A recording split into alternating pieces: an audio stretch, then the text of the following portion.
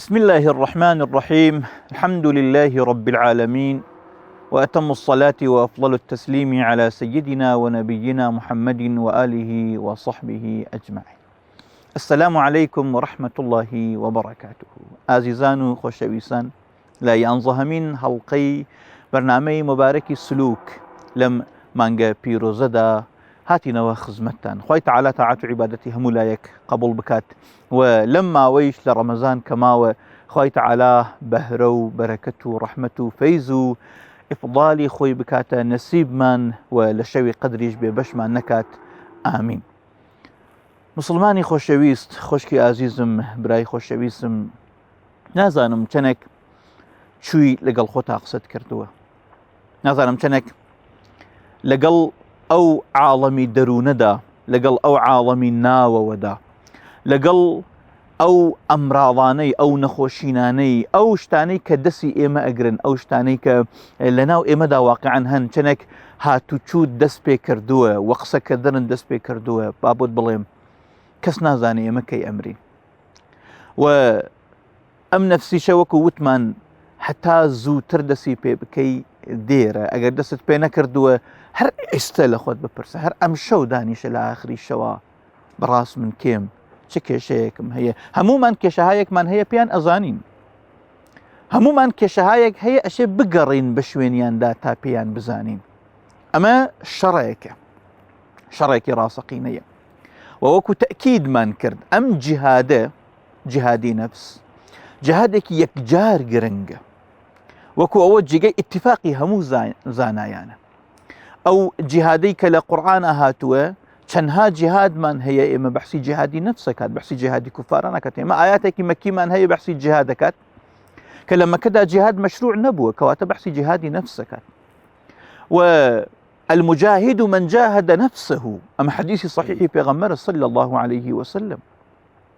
مجاهد بوك سألين كلقل نفسي جهادك جهادك كدس بي بكريت أبي لقل نفسه ببوية وش من بزور جار هي ألين كاك أو نبحثي جهادي نفس ما كان بحثي جهادي دروة بكن يا هناك بحثي جهادي باصطلاح خوكشتنو نازانم جهاد كدن لقل خدا كان أو نج بحثي جهادي دروة بكن لا موت من أمشت أنا يكشتن وجهادي نفس دس بيكري جهادي دروة وإمنا بني لم يجودا ببيئة أو جماعتك بن خريكي رياضة بن خريكي خوتوان دنوا بن خريكي إيش كردن لقل خويانا بن خريكي جهادي نفس بن ببي أوه تواني بيتيان جهادي دروا بكن برون ميجو بخوين نوا كهميشة آوا وبويا إما قرك ما نية قنجانك بار بينين كبرون لكنجي مالك دانيشن بخويانا وابير بكنو والله إما تشكيشيك من هي وهر لوي دايانين لا أصلا أبدا بحي جورك إما قراءته خوين نوي وامان لدين أصلا قبول نية قوشة جيري وعزلت أويش بالدوام اشتكني من الدين في ربين بلكو قرك مانا برون دانيشن لقل خويانا ممارسة خويان بكن كشكاني خويان بدس بينن وخريكي جهادي نفس ببن تاقن جانيكي بقوت نك حماسيكي دروئين نك شتك أمرو هاتي ببياني بروات بلكو جهادك كالسري خوشويسي نك دسري قينو تنو تيجي دروس بوبيت لناويانا پرورده ببيت وبتواني أمتك هستيتوا باور بك اگر بتواني دقن جي بي وانا هستيتوا بو شارك بس يكشار اصلاحك هاد ابيني امرو چند هاشوهوش هي چند هزار نفر قصة اكين بلا ما هيش من بيناكري بو لمرقة ترسين لدنيا خوشوي سينما يا اما لبنرتك غلطوا هالصاوينتو بو يقرك ما بلم چنك قرنقة امشتيك اما خريكي دوزينوي خومان اصلاحي خومان بين او امراضانك وتمان كبروا لحسدوا للريافة قدس بك يقولون وإلى آخر أمراض ترهي كبراسي أمن خوشينانا عقبية كن قرية كن بربستة كن إهمال لهسطانة ولا قيام كردن ولا خوناسين دور أخنوا وبراسي وتي شمكاتك إنسان دس أكا بوي كدرون باك بكاتوا ورده وزي زور أبي دلي أكريتوا وسعتي زور أبيت ورده أتواني بچاويكي زور برفراوانو تواشا دنياك كاتا تواشاك أم عالمة چنك جوانة أم عالمة چنك جواني هاتيا أم عالمة چنك حسانة وارتياح أداب إنسان أو سمري درونة وكاتك مولا نقصيكي هي زور جوانة أولي كاتك ميوه هتا ميوه طالة نقيشتوه أو تنتن شاخەکەی گرتووە ئەترسێ بەڵام کاتێک شیرین بوو مێوەکە گەیشت پێگەیشت لە ناو خۆیدا گەیشت بە شیرینی دەرەوە وێڵەکایتر زانی چونکە خۆی لە ناو خۆیدا گەیشتووە بە شیرینی بۆیە تەوسیە ئەەکەم بە نەفسی خۆم ولمن ئەلقى السمع وهو شهید هەر کەسە گوێ ئەگرێ با بگەڕینەوە بۆ ناو خۆمان هەموو شتێک لێرەیە بەخوا ئەگەر لە دەرەوە خەڵک بە خراپە بینی خراپیەک لێرەتە ئەگەر لە دەرەوە خەڵک بە باش ئەبینی ئەوە باشی دەرونی خۆتە هەر کەسێک ئەبینی هەر سیفەتێکی تیا ئەبینی ئەوە سیفەتی خۆتە لە ئەودا تەجەلای کردووە باوەڕم پێ بکە ئەمە مبالەغە نییە کابرا هەیە دزە باشە لەو لایشۆ زرنگە بۆ کاروبار لەو لایشۆ کاسبکارێکی حرفەیی و بەقەوەتە کاتێک کە تۆ ئەبینی کام وەسفی ئەبینی ئەوەی کە دزی ئەکا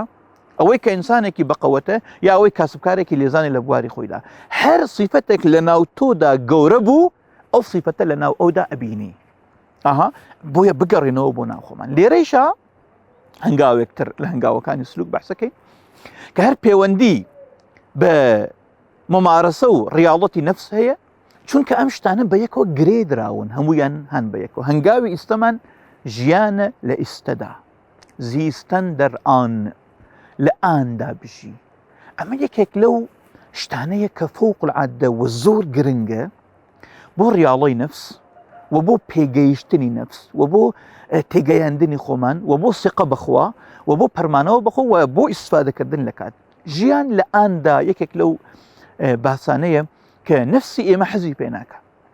نفسی ئێمە غاڵبەن حەز ئەکا لە ڕابردوو لە داهاتوودا بشی ئەمەش لەیەکی خراپی نەفسە منداڵیەکە کە ئەیکا ژیان لە ئان یان لە ئێستادا یعنی ئەوەی کە ڕابراوە وێڵیکە ئەوەی کە دانەهاتووە وێڵیکە ڕابردوو و داهاتوو وێڵکە ئەلعان بژی ئەمە چه سەمەرەیەکی هەیە بۆ لێرا بەحسیەکەی یەک تەرکیز و تەمەرکوزی ئینسان لەسەر ناسی نەفس زۆرتر ئەکات نەفس کاتێک ئاها مناڵێک ئەتەوێت داروێکی پێ بدەیت ئاها وەختی وا هەیە ئەتپەشۆکێنێ وانە ئەم لە ئەولا ئەکا خۆی ئەخەریکێنێ خۆی مەشغوڵ ئەکا بە شتێکەوە دقیقەنەوە نەفسە النەفس کەالطفلی نفسی ئێمە ئاوەهایە ئەی هەوێ بمان پەشۆکێنە مەشغوڵمانکە بەچیۆ بە ڕابردووە بە داهاتووە ڕابردوو و داهاتوو طعمەیەکی پیسی نەفسن بۆ ئەوەی خۆی مەشغوڵکە و ئێمەش مەشغوڵکە دائما ها لە ڕابردووە چی گوزرا چی خۆش بوو چی ناخۆش بوو چی عزیەتی کردم و ئەگەر ئینسان بتوانی لەمە نەجاتی بێت لە زۆرێک لە نەخۆشینە دەرونیەکانیش نەجاتی ئەبێت و تەوبە بکە لە ئەوەی کە گوزراوە تەواو ئەوەی کە گوزراوە شتێکت پێ بڵێم ئەوەی کە گوزراوە بەس لە مێشکا هەیە لە دەرەوەدا نییە تەواو بووە وەهم هیچ کاتێ خۆت گیرودەی وەهم مەکە هیچ کاتێ خۆت گیرودەی شتێک مەکە کە نییە نەماوە چووە تەواوە وەکو مەولەوی ئەفەرمێ بەتاڵەن هەوای دۆسی کۆچکەردە محاڵن ئامای عمری بێردە ئەوەی کە گوزراوە تۆ بۆچی خۆت مەشغوڵ ئەەکەی بە ئەوە کە گوزراوە ئەو شتێکە بووە تەنانەت حتا ئەگەر گوناحت کردووە ئەگەر خراپت کردووە پێتان بڵێ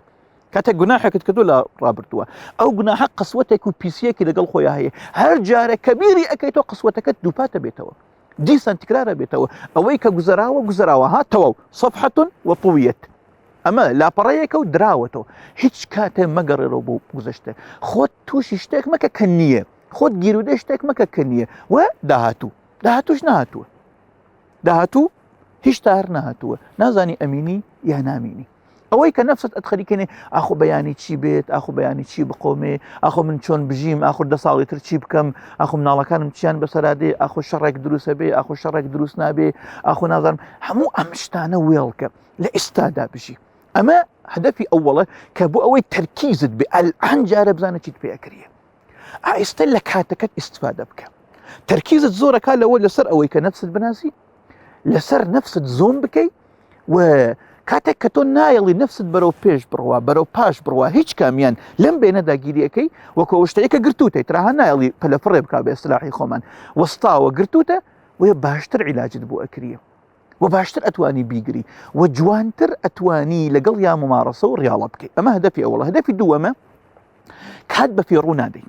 ئینسان فێرە بێ کات بە فێڕوو نادا کە شتێک ئەمڕۆ مرۆڤی ئەم زەمانە یەکجار زۆری هەیە ئەزانن ئێمە لە سوشیال میدیاکانە لە تیکتۆک و فێسبوک و ئینستاگرامە، ئەزانن لە گەمەکانی مۆبایلە، لە شاشەدا لە ئەملا ئەولاد ئەزانن چەنە کات بە فێڕۆدانمان هەیە کە ئەمەیش بەڕاستی شتێکی یەکجار گەورەیە ئێمە لە دەست خۆمانی ئەدەین. ئێمە وەکو مەحوی ئەڵی گەوهرێکی گەورەمان هەیە ئەیدەین پشکڵمان پێ ئەدەن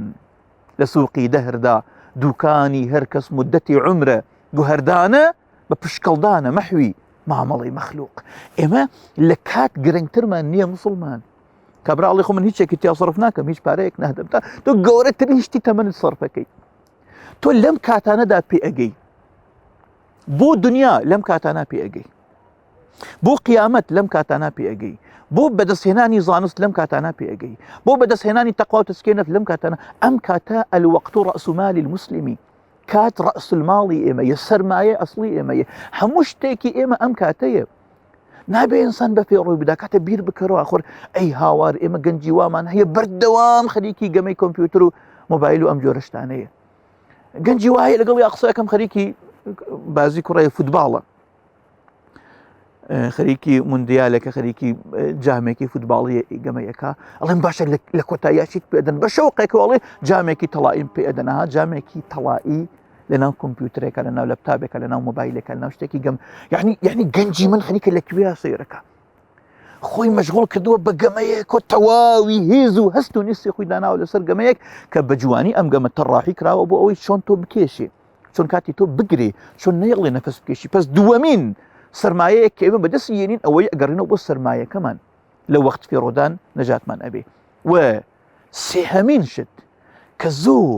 زۆر گرنگە، ژیان لە کاتە وا ئەکا کە تۆ نەفست نەتوانێ بازیت پێ بکە و لە بڕشتی تەواو گۆرە بتگرێتەوە، وەکو چی؟ وەکو سێقە بەخوا. ئەزانن ترسان لە داهاتوو یەکێک لەو گەورەترین شتانە لە مرۆڤ ئەیگرێتەوە چییە؟ ئەوەیە سقت بەخوا نامێنێ، ناپەرمیتەوە بەخوا، کە خوای تەعالا زۆر پێی زەحمەتە و زۆر عاجز ئەوێ کە بەندەی تەوەکل نەکا لەسەر ئەو. فتەوەکلوا ئین کنتم مؤمنین. ئەزانن ئەو ئایەتە یانی چی؟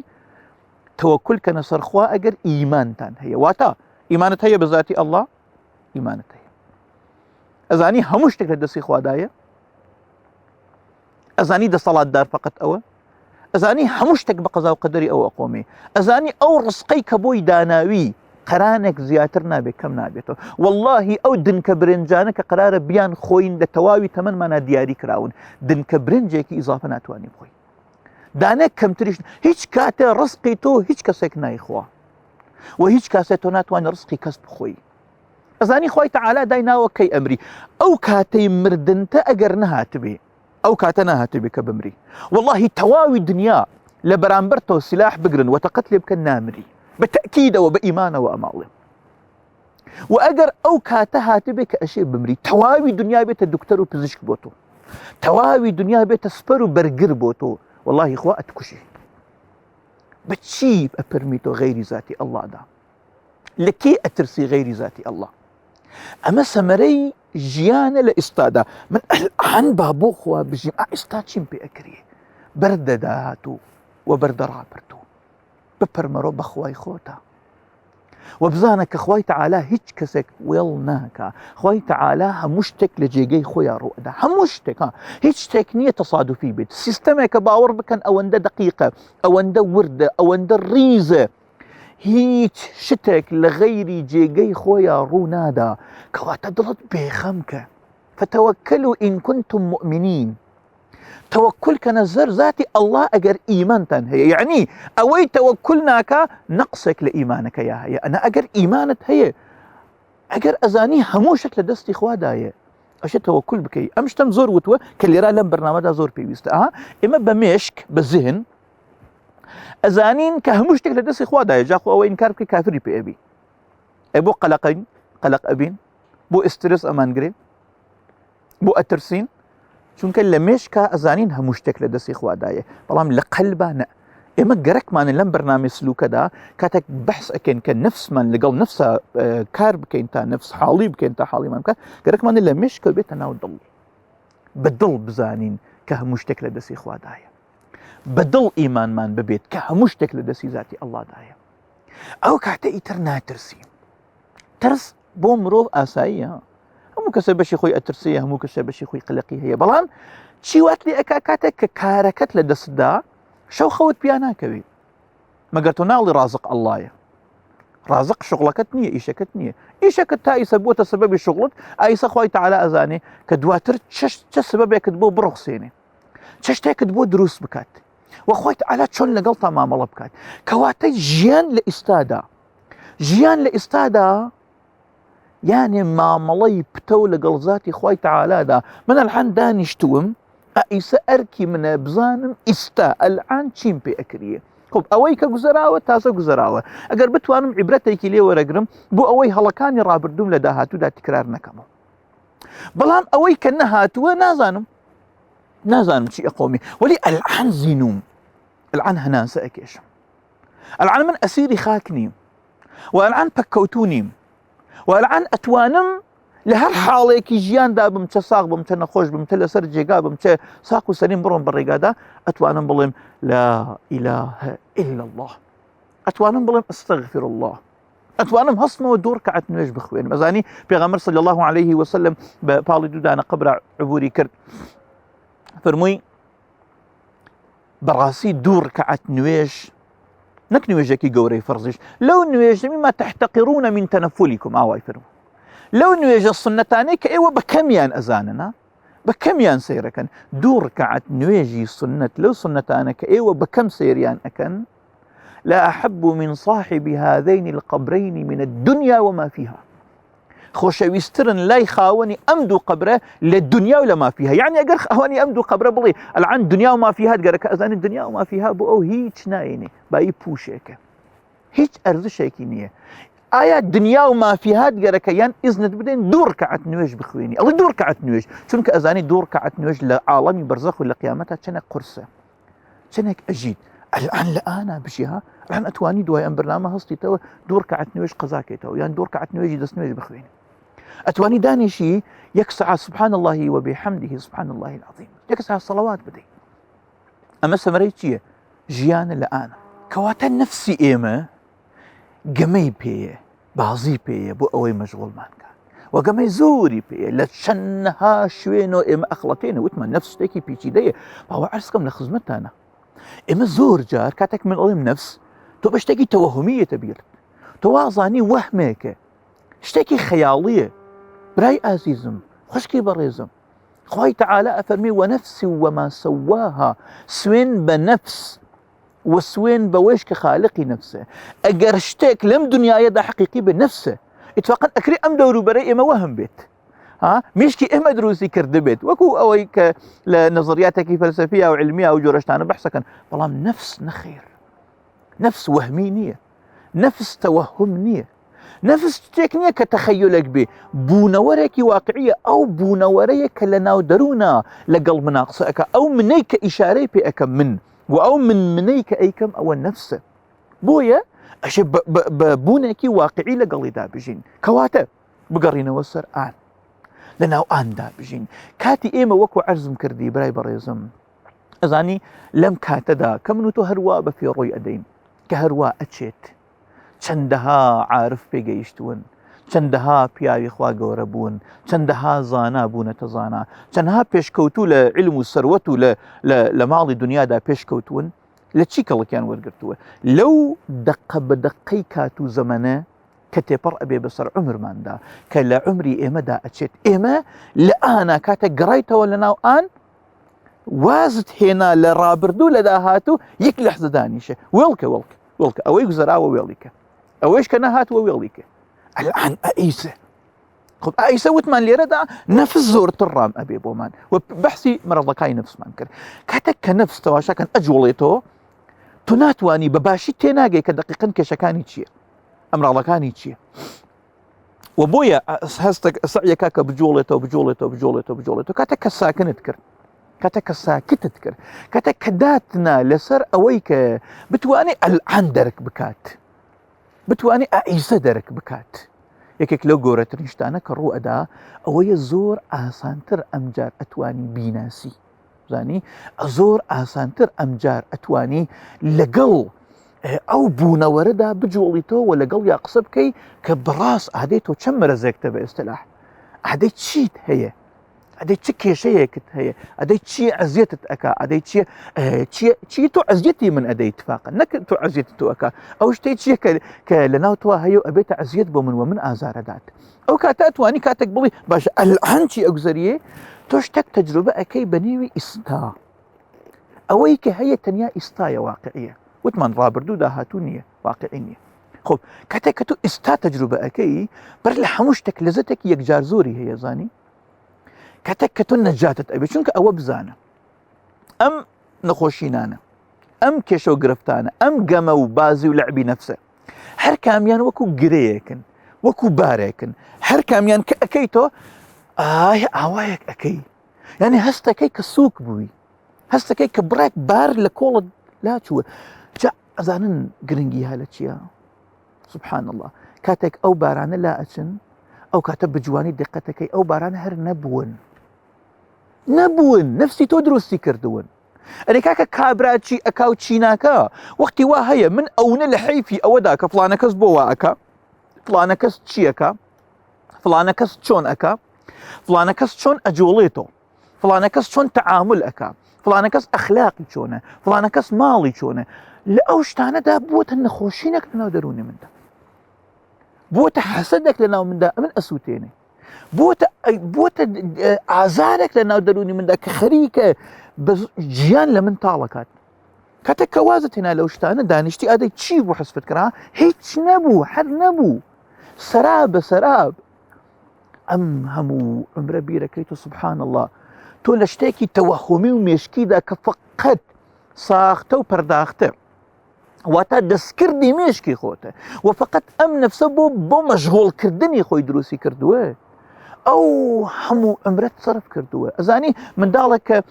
بەگەمەکانی خۆی ماڵێک دروستەکە ماڵ و ئەزانی کە ماڵە کاتێک ئەڕۆخی عاجز ئەبێ بەڵام مرۆڤی گەورە ئەزانی ئەوە ماڵ نییە هیچ نییە و ئەوکەی ماڵە عاجز نابێ بۆ چونکە ئەزانی گەمەیە حیاتی دنیا وەکو خۆی تەعالی فەرمی لەهو لەعیبە هەر هەمووەکەی ئەوەیە کاتێک تەواشا ئەەکەی تۆ یەک عمر لەسەر گەمەیەک خۆت عاجز کردووە یەک عمر تۆ لەسەر شتێک کە نەبووەوە ئازاری خۆتت یاوە خب ئەم جار دەرسێکی زۆر گەورە وەرەگری مەبادا دیسان یەکسەرە بچی بەوەدا ئەی هوو من چیم کردو چیم کێشا و چی گوزەرا و چی قۆمان ئەمە گەرەکمانە لە ڕابردوو نەجاتمان بێ بەس یەک دەرسی لێ وەرەگرن جیاوازی لێ یێنین ئازیزەکەم تەواوی ئەو شتانەش کەماون هەروان باوەڕ بکە حەسادت بە هەموو شتێک هەروایە ڕیا بۆ هەموو شتێک هەروایە تەکەبر لەسەر هەموو شتێک هەروایە کینە بە هەموو شتێک هەروایە هەر هەمووەکەیان تەوەهومین هەر هەمووەکەیان بازی نەفسی من و تۆن هەر هەمووەکەیان گەمەیە کە نەفس دروستی کردووە بۆ ئەوەی ئێمە لە ناسینی خۆ لە پەروەردەکردنی خۆ و ئەمجار لە ناسینی خوا و لە پەروەردەکردنی خوا و لە گەیشتن بە ڕزایەتی خوا ئێمە مەنع بکات و ئێمە دوور بکاتەوە و ئێمە مەشغوڵی شتێک بکات کە مناڵ بازارێکە و گەمەیەکە و بازارێکی چوپوچە کە نازانین ئەمڕۆ خەریکی کاری فلانە کەسم بەیانی لە حیفی کاری فلانە کەسە خەوم پیا ناکەوێ دووس بێ ڕقم لە ئەخلاقی فلانە کەسە بەیانی ئەڵێن وەڵا فلانە کەس چەتەیە بەیانی فلانە کەس دەست پڕە بەیانی ئەم هەموو بازیە لە دەوروبەرا دروست کراوە کوڕە لە هەموو شتێک بگەڕێ خۆت چۆنی بۆ دنیای خۆت سۆرفەکەی بۆ دنیای خۆت ئەسووتێنی بۆ خۆت ئازارە دەی بۆ بەزەئیت بە خۆتا نایێتەوە کاتێک ئەم هەموو شتت لابر تەموو مژێکە نایەڵی هیچ ببینی کاتێک کە تەموو مژەکە لاچوو تەواشاکەی چەندە عاڵەم خۆشە تەوسیە ئەەکەم بە نەفسی خۆم و بە هەموو کەسێکیش ئەو شتانەی کە لە دەروونتە عەزیەتت ئەکەن فلانە کەس ئازارت ئەدا باسی فلانە کەس عەزیەتت ئەکا فلانە ئازار هەیە فلانە شت هەیە حتا ئەو شتانەی کە تۆژی ناخر جا شتێک بڵم لێرەز بەر لەوە قسەکەن تەواکەم کە براڵی ناخر بەخوا تۆ نازانی ئەم ئازارە فەرقەکە باوەڕکە هیچ ئازارە فەرق ناکە هیچ ئازارێک وجودی نییە ئەزانی تۆ بۆچی ئەترسی فلانە کەست بمرێ بۆچی ئەترسی فلانە کەست نەخۆش بکەوێ سقەت بەخوا نییە ناپەرمیتەوە بەخوادا عەرزم کردی با دیسان تەکیدی کەم بڕێک ترس وبرك عاجزي ولا فطرتي بشرة هي هموما عاجزة بين هموما أترسين هموما كشيت برمنا بحسي وناكم بحسي أو قلق واسترسة كاتك أو نزورة بي أو نبرز بيت أو كي ترى هندسة كانت ألرزي جيانت مختل أبي ناتواني هيتشب كي ناتواني هيتشب خوي ناتواني بحسي أواكم تو نابر ميتو بخوادا عرزم كردي هموش تكل صار كاتي خويا رؤدا هرچی کاته خوي لناو خوي دا روداوكي هي او روداو اشي لو كاته دا رو بدا لغيري او كاته قرار النبوة رو بدا والله او لحزي كقورتريني مخلوقات حضرتي محمد المصطفى صلى الله عليه وسلم خوي تعالى داينا وكبمري امري تو